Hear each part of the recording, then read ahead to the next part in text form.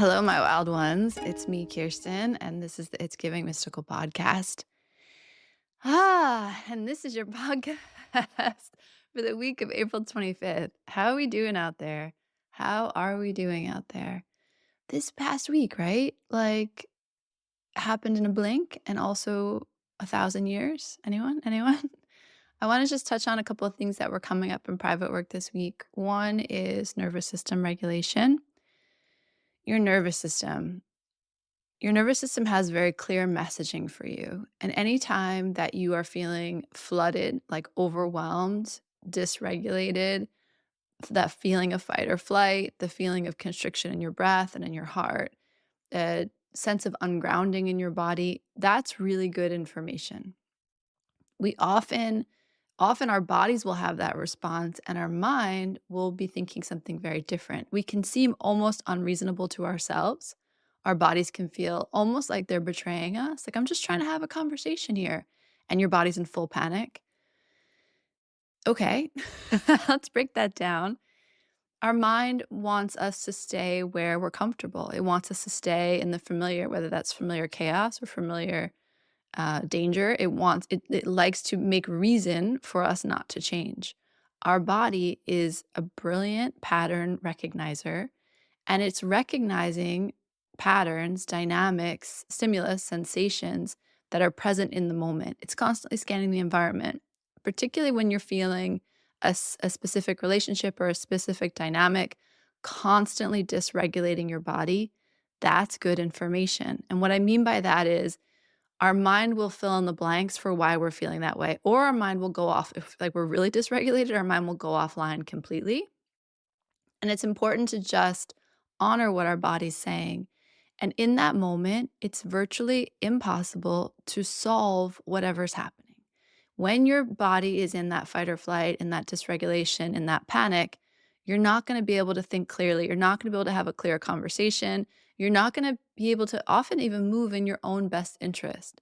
So when you feel that, the first thing and the only thing to do is to get yourself back to regulation. What is your body asking you to do? What's your baddie body? What's your baddie body asking you to do? Where does it want you to go? What does it need from you in that moment? Please honor it. Like, take in the information, because our minds are so brilliant and so quick.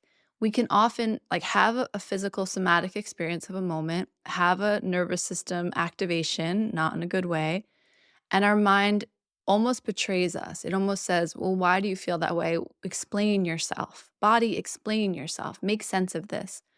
And often in that state, the body and the brain they're disconnected. So there's no explaining to happen. And so we get kind of in this freeze situation of the tension between what we think we're supposed to be feeling or what we think is supposed to be happening and what our body is saying is actually happening. And just a reminder, when our bodies are in that kind of reactive place, it might be partially because old wounds are activated. It doesn't mean the current dynamic is safe, right? So we can be like, well, this conversation's reasonable. My body's freaking out. It must be my old trauma. Okay, but in a safe dynamic, in a safe interaction, your old trauma is not going to be triggered in a way that overrides your body, that hijacks the system. Think about it. When your body's getting hijacked by your nervous system, that's survival instincts. So your nervous system is recognizing patterns, sensations, stimulus, history, and it's saying this situation, whether you are able to see it or not, is not safe for some reason. And the most important thing to do in that moment is to bring yourself to a place of safety, whatever that means, whether that's physical or emotional or breath. Bring yourself to a place of safety and rest for a moment, recover. The hormonal, physical, physiological impact of that stress response is big. So give yourself a minute to recover and then begin to process and think through what you want to do next. For me, it's like my mantra these days, like that's good information. Meaning I don't need to understand anyone. I don't need to like fix anyone. I'm just going to take in the information in front of me and then check in with myself and then choose what I need to do from there versus getting kind of tangled in or hooked into some story of what it's supposed to be. For me, someone who has my own history of trauma, my own history of codependency, my own history of blurred boundaries, it's really helpful for me to take a pause, take a beat, I say it all the time. Take that extra breath. It can really mean the difference between self-loving, good movement and movement that's just repeating trauma that you've, hopefully chosen you don't want to repeat in your life, me included. Okay, so tied on to that, connected to that, if you're struggling with something in your life, if something's getting activated and it feels like it's bigger in your body and in your mind and in your heart than it should be, I want you to just to kind of pull back and take a look at what the goal is. Like take a look at where the trigger is and what's the environment around the trigger. So for example, in our culture, we're really taught that we can arrive somewhere. We're really taught that like if we do enough, work hard enough, get all the right things signed, like get all the right achievements, get the right amount of money in our bank account, get the right house, get the right partner, that then we will arrive. That is a tricky bag of goods. Like, it's not true. The arrival is something that's happening each moment. The arrival is coming back into my body, coming back into my sense of safety, coming back into being a safe zone for my own experience, my own fullness. It's allowing all the parts of me to be online, not just the parts that were approved or accepted or deemed okay. Part of what we're doing in Mystic Rising is we're opening the door to these other archetypes because they already exist. The energy of the artist, the energy of the mother, the energy of the lover, the energy of the siren, the energy of the wild woman, these are in your body, in your field, in our collective field. So we're all going to have a unique relationship to them. Some of them are going to feel really foreign. Some of them are going to feel really close in. Some are going to move from a place of real power and empowerment. Some are going to move from a place of dysfunction and shadow. It's all good, baby. Like it's all good. Part of what we're doing by bringing those energies online and kind of facing them, coming face to face with them, is we're expanding where we can go.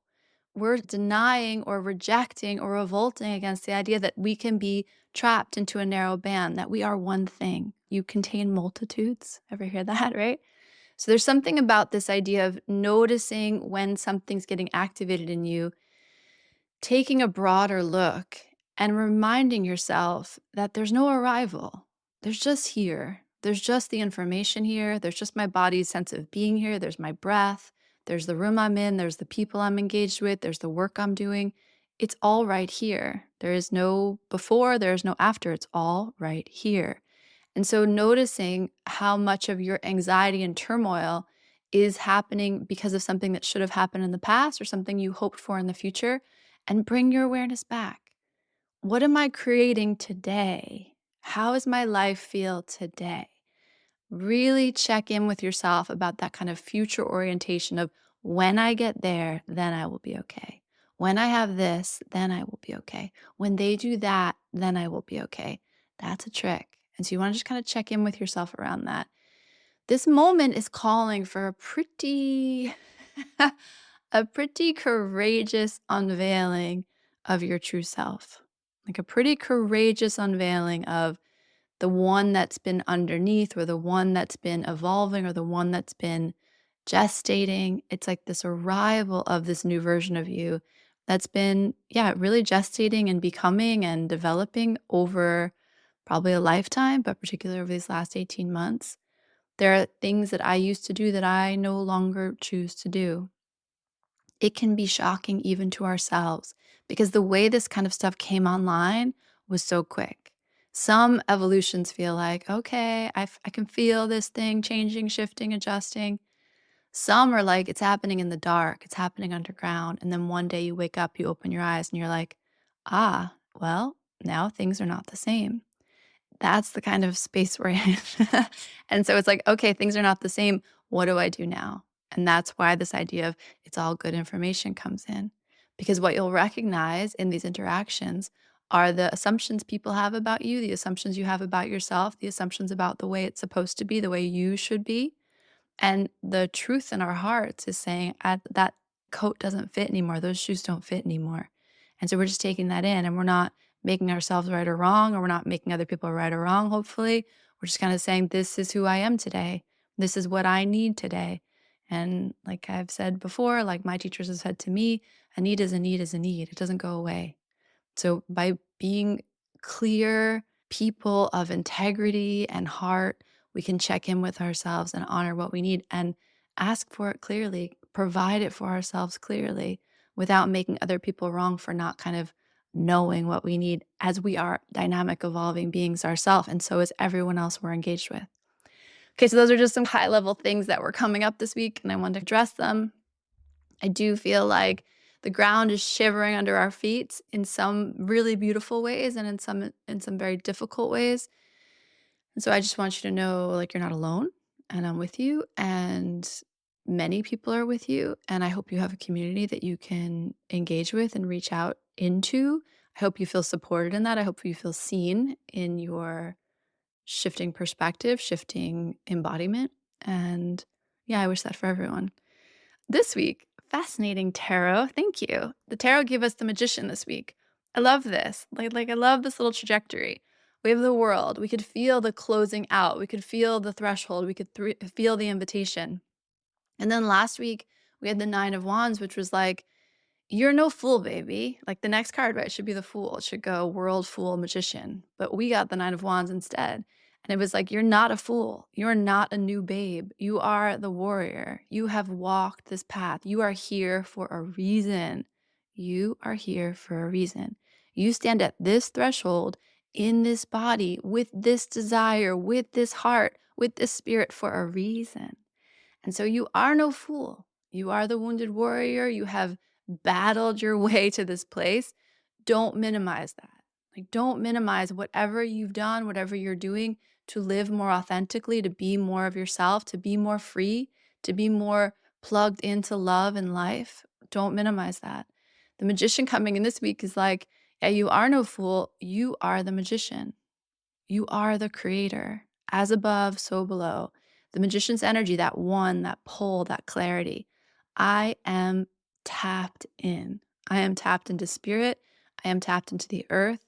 I am the pole connecting the heavens and the earth. I am the human, the beautiful gift of being human, to be a spiritual being, to be an energetic being in the world, to have the gift of your energy in a body, your spirit in a world. Like that is magnificent and miraculous. And the magician speaks to all of that.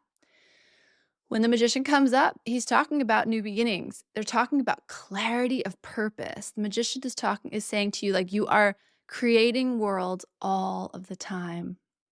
You are creating worlds all of the time. Your language, your movements, your choices, your days, your habits, your body, like everything you're doing is creating a world, is making an environment, is literally creating the world as you speak it. So the magician says, get clear, be precise, get clear in your language, get clear in your movements. Check in with that thing that came up maybe a month or two ago around trajectory, around momentum. There's something like you can see that. I think that was like December. Something got kind of launched or clarified. Oh, wait, I've been a little messy in my travels. I'm cleaning that up. I'm bringing all of me into alignment to feel myself on the path. I want to head this way. This is where I'm going. Nobody might get it. The path might not be mowed down in front of me. And yet my feet know this way. My feet know this way. I was watching New Girl with my daughter, and there's an episode where they're talking about whether Jess and Nick like each other, and they talk about if someone's feet point towards you, they like you, and they do this whole thing where they're like showing the feet. That's what I just saw in my head. Like it matters where your feet point, and maybe your feet point the way your heart wants to go, whether you recognize it or not, whether you realize it or not. So there's something about recognizing your trajectory, your momentum, and being very precise. And that's not pressure, like you're going to do it wrong, but concentration. It's a concentration of your energy. This is my true north. This is what I'm here to do right now. This is where my energy wants to go. And I'm not going to get confused. That's the interesting part of the magician. He's laser focused. And the magician is the greatest manifester in the deck. So the magician like is constantly shrinking the space between their thought, their movement, and their creative abilities. So this really does come into play with the artist that we worked with last month, but it's so important to really understand and sit in, like soak in your power to create the world you live in, your power to create our world, our community. Just don't believe them when they tell you you are powerless. Don't believe them. I was speaking with another client this week, and she was feeling like that little bit of that crisis of faith of like, I'm trying to open myself to the world, to spirituality, to the universe, to faith, to a deeper faith. And I feel betrayed. I feel like I'm doing all the things, and I feel like the world was leading me in one direction, and now I've hit a wall. That's so normal. I will never forget sitting in a workshop maybe 10 years ago with Kendra Kunov and John Wineland, and I just had a beautiful weekend of practice, was feeling very like in my body, very plugged in. And I remember as we were leaving, I had this crisis where thought to myself, wait a second, what if I'm wrong? And I remember saying to Kendra, who was a little bit fierce with me, I was like, what if I'm wrong? And she was like, about what? And I was like, about this. And she's like, what's this? I'm like, love. She's like, what if you're wrong about love? And I was like, yeah, what if I'm wrong about love? There's a courage that it requires to bet on love, to move with the rhythm, with the pacing of love. And as we kind of dove further into that conversation, the idea came up of like, how do you want to live? And so you may be wrong. We may be wrong. We may follow something 8 steps ahead and then realize that we've hit a wall. And that's all right. Like, this is why we don't sit in the space of it's only about the arrival. This is why we sit in the space of the journey matters, if not as much more. Like how you spend your days. How do you want to spend your breaths, your days, your art, your life, your energy? And there's something about the magician that's asking you to kind of like sit up, sister, sit up, brother, like wake up, come into alignment, straighten your spine, know the creative being you are. Feel the earth below you, feel the sky above you, feel the fact that you unite these two things. It's such a beautiful position to hold. It's such a sacred place to be human. And yes, we've squandered it. And yes, we make a mess all the time, but we have the ability to whoop, come back, come back. And that's what the magician's calling us into this week. Beautiful week for co creation, beautiful week to see things fall into place that haven't been falling into place, and a beautiful week to recognize the power of your voice. Throat chakra very activated in this because you need to express and define and create containership around energy. Like that's really what the magician's doing. The reason language becomes so important is because it's taking like the raw space, the raw energy, and it's creating boundary around it. It's creating containership around it. That is not something to be minimized or underrated. There's deep power in the words you choose to use, the language, the dreams you have, the visioning you do. It's deeply powerful. And the magician's like, there's something about this energy of bring it in, concentrate, sit up, spine erect, like feel yourself, and feel your power. Something really beautiful about that. And see what else.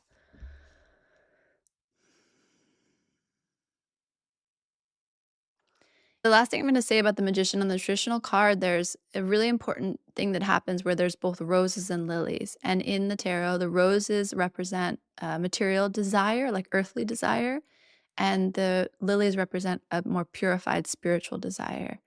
That is the beauty of the magician. This idea of that the angels weep to know what it means to be human, meaning like there's something so unique about this ability for us to be these pure spiritual beings in a material world, in a real world, and to have this duality of the clarity and the purity of our spirit meeting the red rose desires of this world, the red rose desires of our body. And so there's something about the melding, the weaving, the tantra. Tantra, the word tantra means to weave. It means to weave together the spiritual and the material. And there's something about that that's here too. Don't discount the things you want. And you want to have a sense of your desires moving with a type of cleanliness or clarity. But that's why we bring together not just the material desire, but the pure spiritual desire as well. When those two things merge together, you are a deeply powerful being. There's an alignment and again, a momentum that could really take your breath away. It's a place of miracles.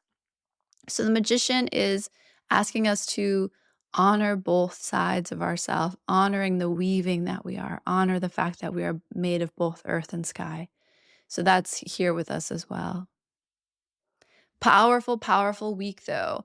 Stand in your power, draw yourself in, straighten your spine, meet the world with a sense of clarity. If you don't have that, spend some time working with that. Like spend some time generating that clarity. You will not be sorry. Will not be sorry. So aho to the magician in all of us. Aho to the fact that we get to create the world we live in. And you can look around and be discouraged by that, or you can sit in this moment and look at what you've created in your own life and adjust accordingly. Don't get confused. Check in with your body, check in with your nervous system, check in with your breath. Where are you allowed to be expansive and clear and straight spined? And where is it cloudy? And then honor the fact that you don't need to be in spaces where it's cloudy, or you don't need to be in them until you have the clarity to walk into them with power and clarity and strength. Like you deserve that. You deserve that in your movements. And not just you, but everyone. Everyone deserves that. And that's what we're working for. The liberation of ourself is the liberation of all beings. That's kind of the goal, I think. All right, sending you so much love. May your spine feel clear and strong and straight and empowered this week. And remember, you are no fool. You are the warrior. You fought very hard to get to where you are. Now it's time to kind of turn it on, like turn it all the way up. Let's see what happens next. Talk to you later. Bye.